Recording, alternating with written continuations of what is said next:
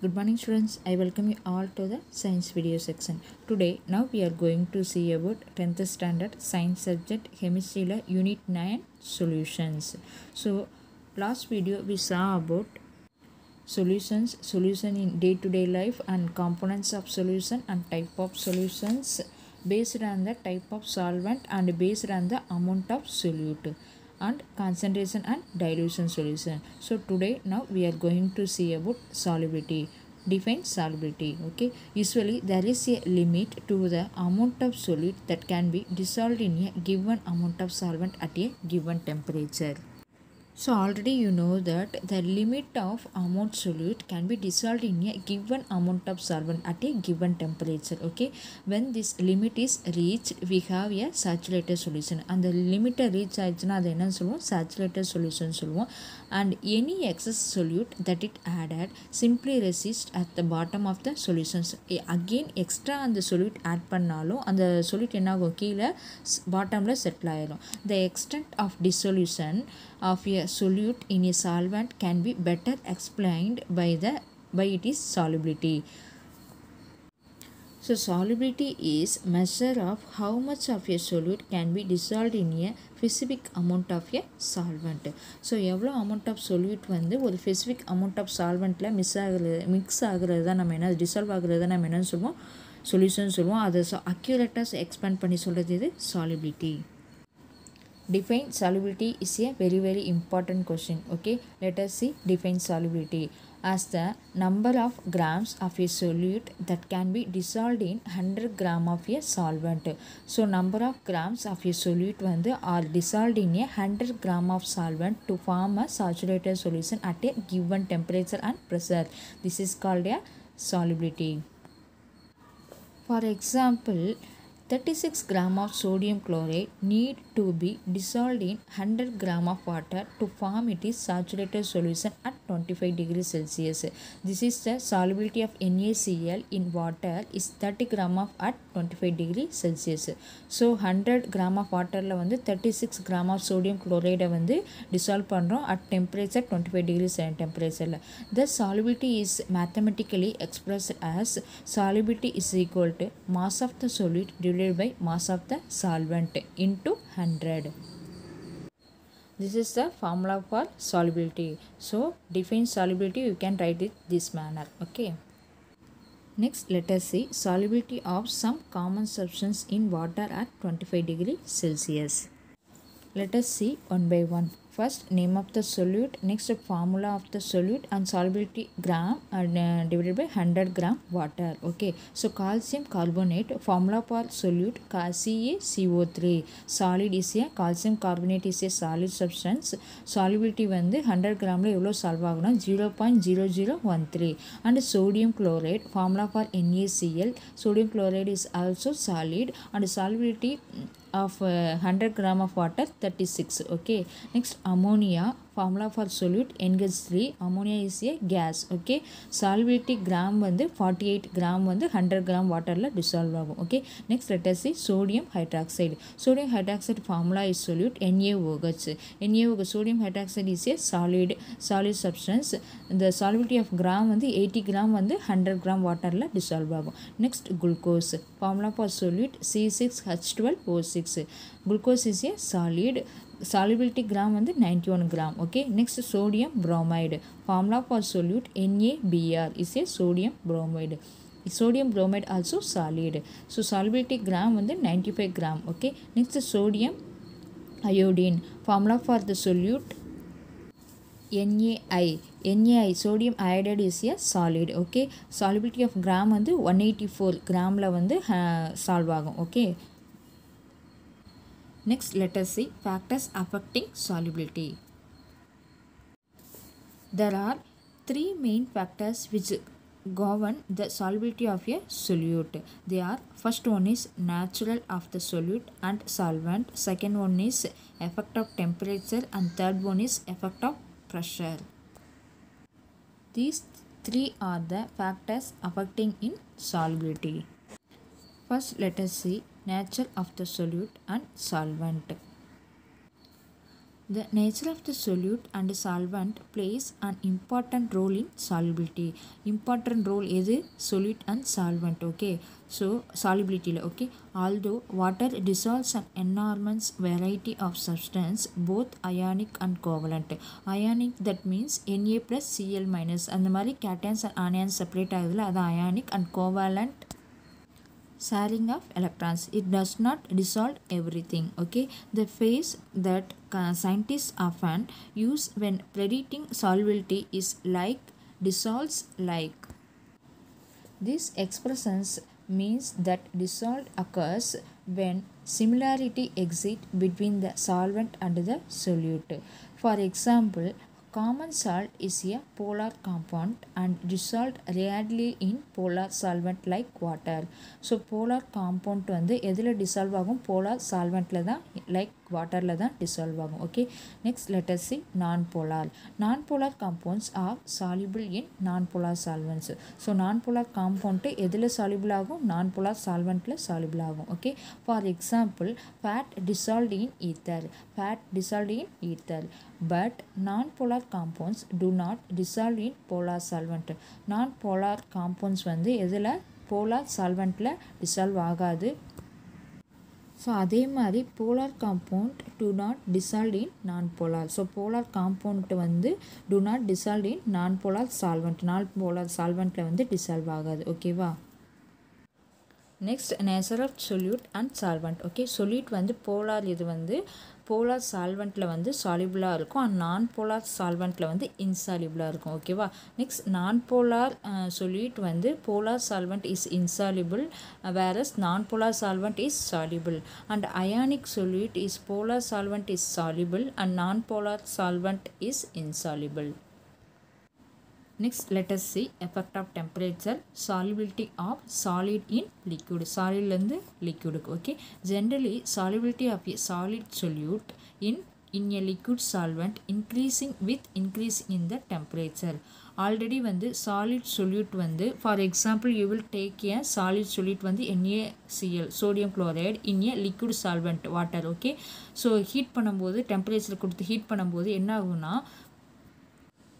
Solvent increasing with increasing in temperature. Temperature அதிகமாக அந்த solid வந்து ஈஸியாக என்ன ஆயிரும், அந்த சால்வெண்ட்டில் வந்து மிக்ஸ் ஆயிரும். ஓகேவா?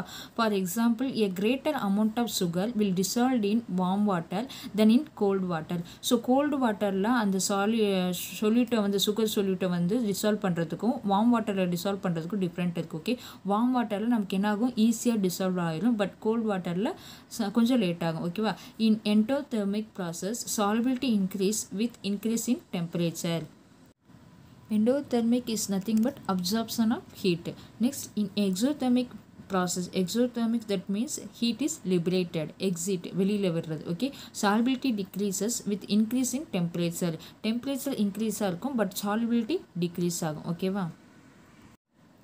Next, factors that affected solubility வந்து temperature. Greater temperature result in greater solubility of most solid which has greater solubility in water. எதுன்னு பார்த்தீங்கன்னா, first instant coffee powder plus water at 20 degree செல்சியஸில் ஹீட் பண்ணுறோம் அந்த காஃபியை. Versus instant coffee powder plus water வந்து 70 டிகிரியில் heat பண்ணுறோம். ஓகேவா? ஸோ நம்ம என்ன பண்ணுறோன்னா, instant coffee powder greater solubility of most solid. Okay, so greater temperature also increasing, அதான் சொல்கிறாங்க endothermic process solubility increasing with increasing in temperature.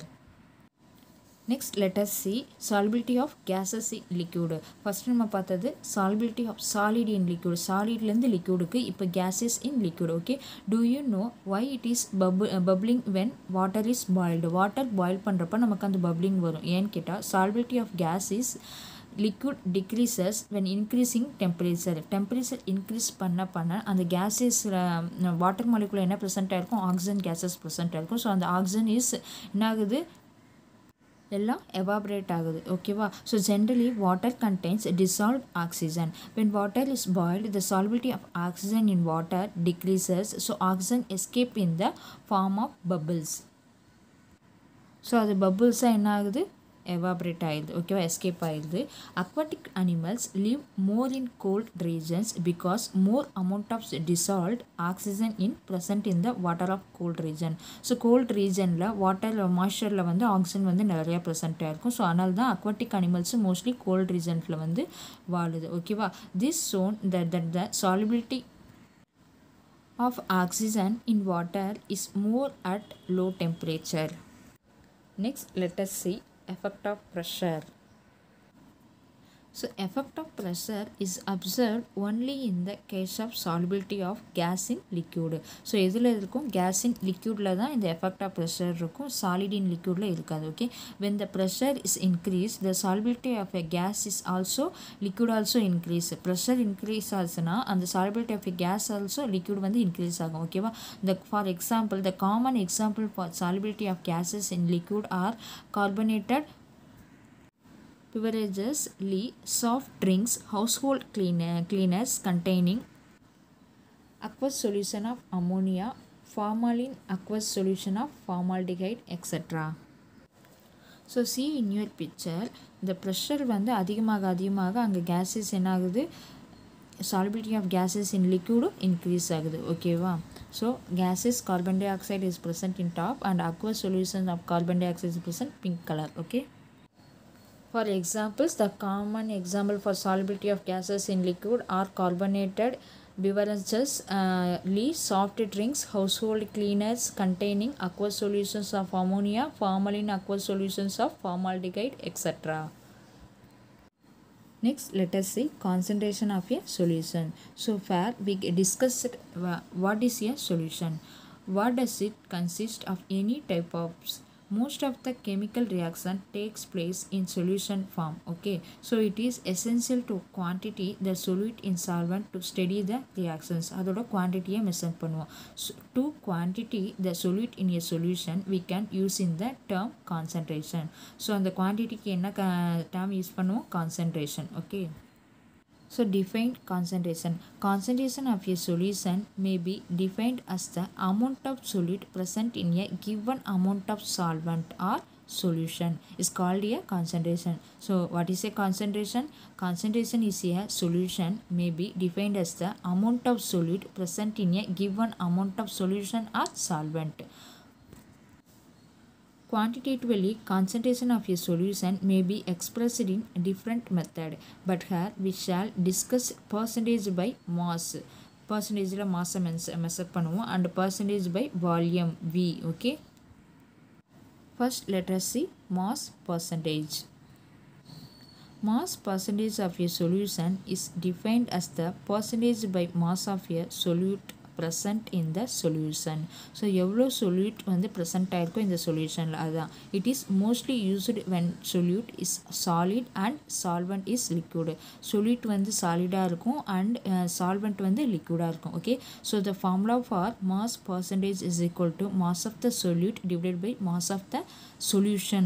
Solvent ன்னு போட்டுறக்கூடாது. So mass of the solution. Solutionல ரெண்டு mix ஆயிருக்கிறது solute and solvent. So you write mass of the solute divided by mass of the solution multiply 100. Next we will write mass percentage is equal to mass of solute divided by mass of solution வந்து mass of solute plus mass of solvent is called a mass of solution. So okay, into 100. For example, 5% of sugar solution by mass, அதோட mass means 5 gram of sugar, okay, in 95 gram of water. Hence it is made 100 gram of solution. So 5 gram of sugar plus 95 of water வந்து ரெண்டும் சேர்ந்தா நமக்கு என்ன 100 gram of solutions. Okay, you will get the 100 gram of solution. Usually mass percentage is expressed as W divided by W, அதாவது weight per weight. Mass percentage is independent of temperature. Temperatureலேருந்து இண்டிபெண்ட்டாக இருக்கும் ஓகேவா. So see in your picture, this is a oilment. Okay, அதில் வந்து W per W, அதாவது W divided by Wன்னு percentageல mention பண்ணிக்கோ. So W means weight by weight. Okay, so இந்த ointment பேஸில் பார்த்தீங்கன்னா நமக்கு வந்து solute இஸ் சாலிட்ஸ் கண்டென்ட்டில் இருக்கும் அண்ட் சால்வெண்ட் இஸ் லிக்விட் இதில் இருக்கும் ஓகேவா, ரெண்டும் சேர்ந்து மர்ஜ் ஆகிருக்கும். So mass percentage is equal to mass of the solute divided by mass of the solution in multiply 100. Next, let us see volume percentage. Volume percentage is defined as the percentage by volume of solute. அங்கே mass போட்டோம் mass percentageக்கு இங்கே volumeக்கு volume of solute in milliliterல சொல்லுவோம். Okay, present in the given volume of solution. So volume percentage formula is volume of solute divided by volume of the solution multiply 100. So overall volume percentage is equal to volume of the solute divided by volume of the solute plus volume of the solvent is that is called volume of solution, okay, into 100. For example, 10% by volume of the solution of ethanol in water. So ethanol வந்து 10% வந்து அந்த வாட்டரில் dissolve ஆயிருக்கு. That means 10 ml of ethanol in 100 ml of solution கொடுத்துருக்காங்க. So 10 ml of solute போயிடுச்சுன்னா அங்கே solvent எவ்வளோ பெர்சென்ட்டாக இருக்கும்? இந்த 100ல் 90 ml of water அதான் சால்வெண்ட் பெர்சென்ட்டாக இருக்கும். So 90 ml of water plus 10 ml of ethanol. So overall total is you will get 100 ml of solution. Usually volume percentage is expressed as V divided by V. So V, that means volume. It is used when both the solute and solvent are liquid. So both solute and solvent ரெண்டுமே எப்படி இருக்கும்? liquid stateல இருக்கும். So volume percentage decrease with increasing temperature because of expand of liquid. So for example வாட்டரை வந்து நம்ம ஓவராக heat பண்ண நமக்கு என்ன ஆகும்? அதோட பர்சன்டேஜ் வால்யூம் வந்து என்ன ஆகும்? டிக்ரீஸ் ஆகும். ஸோ அதான் decreasing volume percentage decrease with increasing in temperature increase ஆக ஆக வால்யூம் நமக்கு என்ன ஆகும்? டிக்ரீஸ் ஆகும் because of expand of liquid. So liquid என்ன ஆகுது? expand ஆகுது. You can notice that is in commercial products that we come across in our daily life such as solution. Solution of syrup, mouthwash, antiseptic solution, household disinfectants, etc. The concentration of the ingredients is expressed as volume by volume. Similarly, in ointment, anti-acid, soap, etc., the concentration of solutions are expressed as W divided by W. Next, let us see hydrated salt and water of crystallizations. So hydrated, it related to water. When ionic substances are dissolved in water to make their saturated aqueous solution, their ions attract water molecules which then attached chemically in certain ratio. So certain ratio la and chemical oda enna agum attach aayirudhu and molecules. Okay, this process is called hydration. So what is a hydration? When ionic substances are dissolved in water to make their saturated aqueous solution. Saturated aqueous solution make pannom, their ions attract water molecules. So ions la edhula attract agum? Water molecule which then attached chemically in certain ratio. Or ratio la vandu chemical attach ayirum. Okay, this process is called hydration. These ionic substances crystallized out from their saturated aqueous solution with a definite number of molecules of water. The number of water molecules found in the crystalline substance is called water of crystallization. Such salts are called hydrated salts. On heating these hydrated crystalline salt, they lose their water of crystallization and become amorphous or lose their color. Okay, so அது amorphous, that means அதோட safe அந்த இதெல்லாம் எதுவும் இல்லாமல் அது ஒரு இதாகிடும். ஓகேவா? ஸோ அந்த கலர் டார்க் கலராக இருந்தால் அந்த கலர் லாஸ் ஆகி கலர் சேஞ்ச் ஆகும். Okay, next see in a tabular column. Hydrated salt, common name, IUPAC name and molecular formula.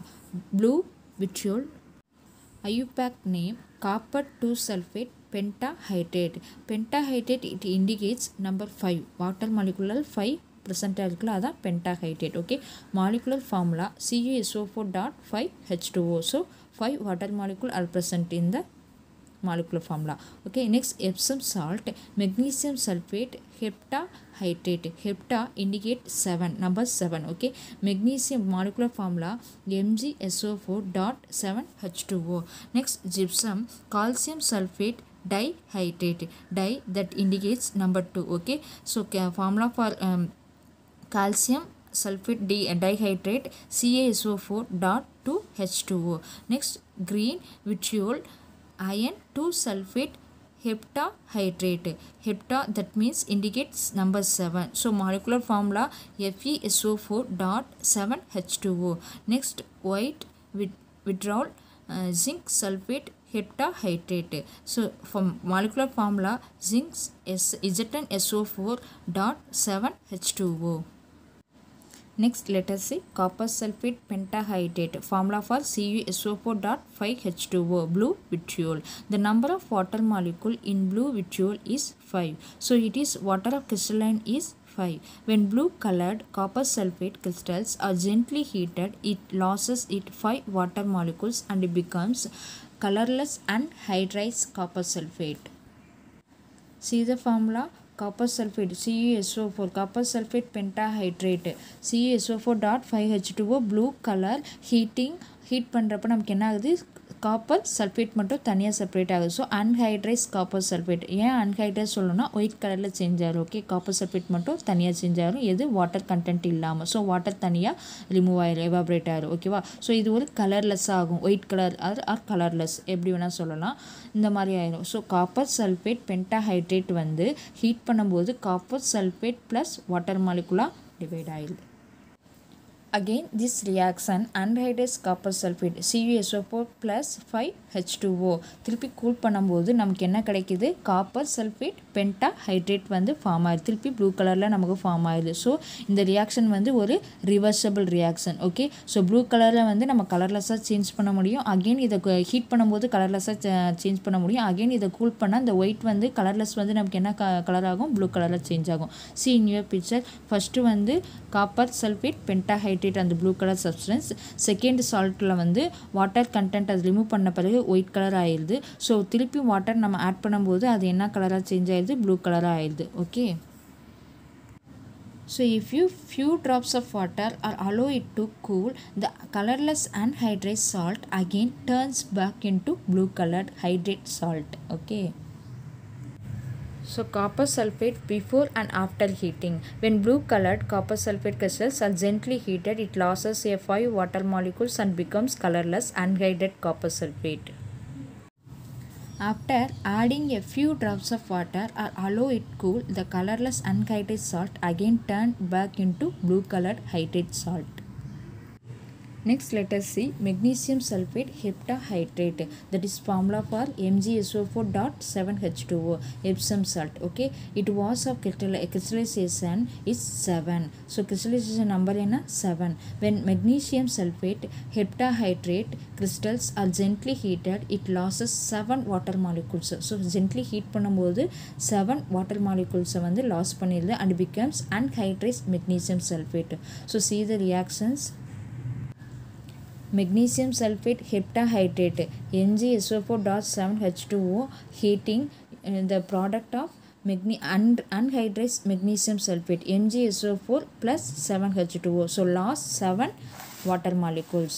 So if we add few drops of water or allow it cool, the colorless anhydrous salt again turns back into hydrated salts.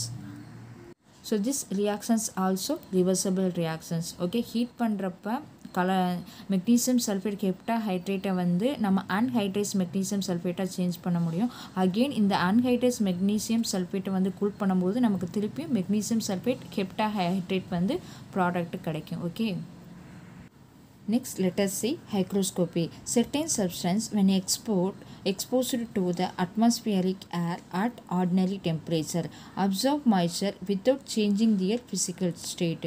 So சில substance பார்த்தீங்கன்னா atmospheric உள்ள ஏர்ல ordinary டெம்பரேச்சரில் observe ஆகும் அதோட மாய்ச்சர்லாம் observe பண்ணி without any changing அந்த physical ஸ்டேட்லேருந்து change ஆகுது ஃபார் எக்ஸாம்பிள் ஏதாவது ஒரு சாலிட் சப்ஸ்டன்ஸ் எடுத்துட்டோம்னா அது ஏரில் உள்ள மாய்ச்சர்லாம் அப்சர்வ் பண்ண பிறகு அந்த சாலிட் ஃபேஸை என்ன பண்ண சேஞ்ச் பண்ணாமல் இருக்கும் இதுதான் என்னது such substances are called hygroscopic substance and these properties is called hygroscopy.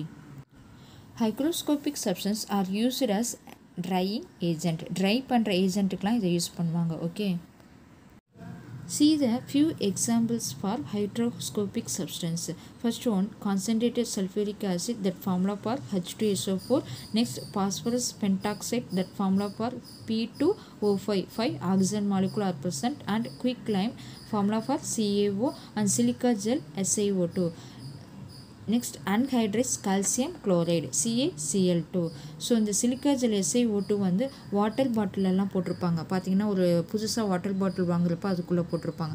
So எதுக்குன்னா அந்த வாட்டர் கண்டென்ட் ஏதாவது அந்த வாட்டர் பாட்டில் அப்சர்வ் ஆயிடுச்சுன்னா அதில் உள்ள இதெல்லாம் மாய்ஸ்சர்லாம் இது பண்ணுறதுக்கு அது வந்து என்ன சிலிக்கா ஜெல் வந்து கண்டென்ட் அந்த ஒரு சின்ன பேக்கெட்குள்ளே கவர் பண்ணி போட்டிருப்பாங்க. Okay, next let us see deliquescence. Certain substances which are so hygroscopic when exposed to atmospheric air at ordinary temperature absorb enough water and get completely dissolved. Such substances are called deliquescent substance, and this property is called deliquescence. So இந்த substance என்ன ஆகுது, அட்மாஸ்பியருக்கு உள்ள ஏரில் உள்ள moisture கண்டென்ட்டை observe ஆகும்போது அந்த substance என்ன ஆகுது, டோட்டலாக அதோட ஃபிசிக்கல் ஸ்டேட்டை சேஞ்ச் பண்ணுது. இப்போ சாலிடாக இருந்துச்சுன்னா அந்த வாட்டர் கண்டென்ட் மாய்ஸ்சரை அப்சர்வ் பண்ண பிறகு அது லிக்விட் ஸ்டேட்டுக்கு வந்துடுது. ஸோ இதுதான் என்னன்னு சொல்லுவோம், டெலிக்வசன்ட் சப்ஸ்டன்ஸ் அப்படின்னு சொல்லுவோம். Okay, deliquescence substance last year crystalline shape and unlimited dissolved in the absorption of water. So அன்லிமிட்டடாக வாட்டரை வந்து அப்சர்வ் பண்ணதால அது என்னது ஓவரால் dissolve ஆகிடுது, forming a saturated solution. Deliquescence is maximum when the temperature is low. Temperature லோவாக இருந்தால் அது நடக்கும். Next, the atmosphere is humid. Example for deliquescence substance: calcium chloride CaCl2, caustic soda NaOH, caustic potash KOH, and ferric chloride FeCl3. See in your picture. So solid கண்டென்ட்டில் இருக்குது அட்மாஸ்பியருக்கு உள்ள ஏர் moisture வந்து observe பண்ண பிறகு கொஞ்சம் லிக்விட் ஸ்டேட்டுக்கு அதோட ஃபிசிக்கல் ஸ்டேட் என்ன ஆகும், கொஞ்சம் சேஞ்ச் ஆகிருக்கும். Okay, next let us see difference between hygroscopic substance and deliquescence. Hygroscopic substance, when exposed to the atmospheric at ordinary temperature, they absorb moisture and do not dissolve. So what என்ன ஆகாது, dissolve ஆகாது. when exposed இதே deliquescence substance பார்த்தீங்கன்னா when exposed to the atmospheric air at ordinary temperature, they absorb moisture and dissolve ஆயிரும். next, second point, hygroscopic substance do not change its physical state and explore to air. So ஏரில் இருக்கும்போது அதோட physical ஸ்டேட்டை என்ன பண்ணாது, change பண்ணாது. அதே deliquescent substance change its physical state and explores to air. Third point, hygroscopic substance may be amorphous, solid or liquid. ஒரு shape இருக்காது. ஓகேவா, அதே deliquescent substance or crystalline solid, ஒரு கிறிஸ்டல் ஃபார்மில் இருக்கும் அதோட solid content. Okay, Unit 9 solution lesson is completed. I will send you book back 1 marks and problem sums. Okay, thank you.